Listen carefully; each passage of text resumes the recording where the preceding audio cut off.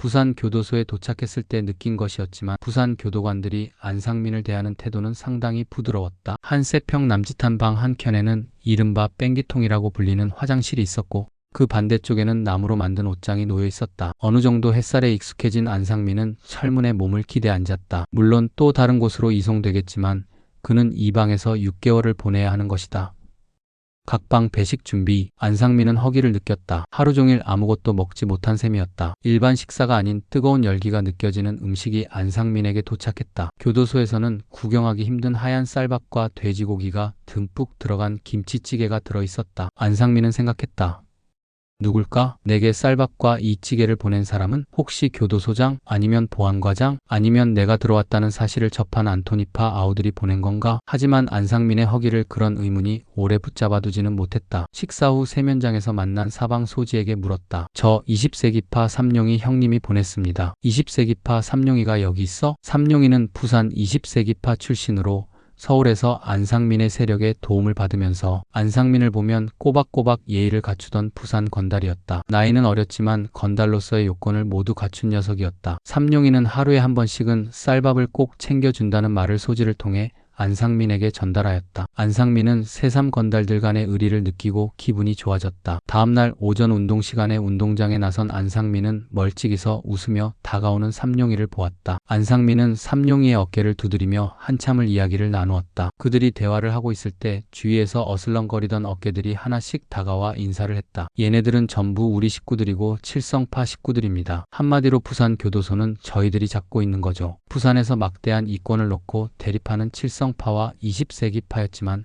교도소 안에서는 일종의 동맹을 유지하고 있었다. 서로 싸워봐야 피만 보고 피곤해지는 일이었기 때문이다. 안상민이 부산 교도소에서 6개월 가까이를 지내는 동안 그의 방에는 비록 사회보다야 넉넉하지는 않았지만 담배가 떨어지지 않을 만큼 늘 구비되어 있었다. 청송, 안양 교도소에서는 언제나 고생과 견제, 모함 등이 있었지만 부산 교도소에서는 요시찰 인물로 구분된 그에게 특별히 제재를 가하지는 않았다. 이런 편안함을 느끼는 안상민도 웬만하면 규율을 잘 지켰다. 교도소에서도 빈부격차는 엄연히 존재한다. 영치금이 많아 김이나 고차장, 기타 반찬류 그리고 과자 등을 사서 먹을 수 있는 재소자는 범털, 즉 호랑이 털로 불렸고 영치금도 없고 면회도 오지 않는 죄수들은 개털로 불렸다. 또 아무리 형님 아우 한다지만 형님이 돈이 없으면 제대로 대접을 받지 못하는 게 교도소 사정이었다. 한번 얻어먹으면 그 이상으로 써야만 형님으로서 권위가 서는 것이었다. 그런 면에서 안상민은 최상급 범털이었다. 말하자면 교도소 내의 재벌이라 할 수 있었다. 그에게는 늘 쓰는 것보다 많은 영치금이 입금되었다. 우선 그가 존경하는 고향 선배가 영치금을 보내주고 있었고 조일환도 안상민에게 여러 도움을 주고 있었다. 안상민이 사회에 있었을 때 도움을 주었던 각계각층의 사람들 또한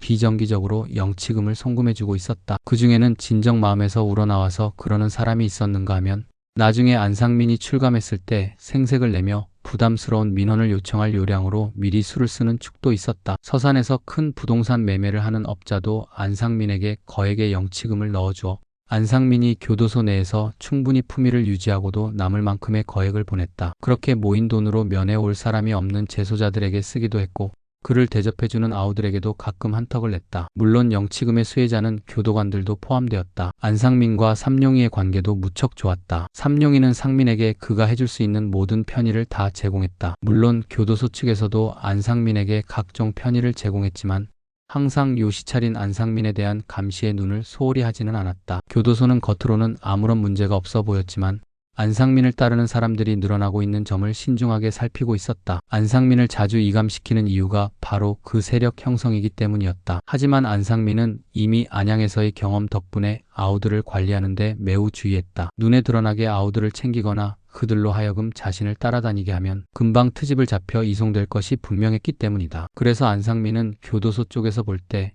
그저 많은 사람을 알고 그들과 별다른 트러블 없이 지내는 요시찰 인물로만 보이게끔 했다. 그렇게 부산 교도소 생활은 이렇다 할 사고 없이 흘러갔다. 그리고 원주 교도소로 이감을 앞둔 어느 날 삼룡이가 운동 시간에 안상민을 찾아왔다. 교도소 안에서 꾸준히 몸 관리를 해온 덕분에 근육질의 몸을 유지하고 있는 안상민은 그날도 위통을 벗어제치고 순발력과 지구력을 동시에 기르는 짧은 거리를 반복해서 왕복 달리기를 하고 있었다. 두 사람은 크게 포옹을 하고 어깨를 두드렸다. 사회에 나가서 다시 만날 약속도 하였다. 안상민도 전국구로 명성이 높았지만 젊은 깡패들에게 시비가 걸릴 수도 있었다. 그러나 부산의 20세기파와 칠성파가 완전하게 안상민을 대우해주면서 그는 편하게 부산 교도소 생활을 마무리할 수 있었다. 하지만 부산 교도소와의 인연은 끝이 아니었다. 원주 교도소를 거쳐 대구 교도소를 거친 뒤 안상민은 다시 부산 교도소로 오자 의미심장한 미소를 지었다. 원래 복역 중에는 한 번 갔던 교도소는 두 번 다시 가지 않는 게 원칙이었다. 그런데 뭔가 행정착오가 있었던 게 분명했다. 하지만 상민은 이의를 제기하지 않았다. 부산에 가면 아주 편한 생활이 기다리고 있을 거란 기대 때문이었다. 적어도 대구에서처럼 잡범들과 땀냄새 진동하는 방에 혼거는 시키지 않을 것이 분명했다. 이렇게 대구 교도소의 행정착오로 부산에 온 안상민은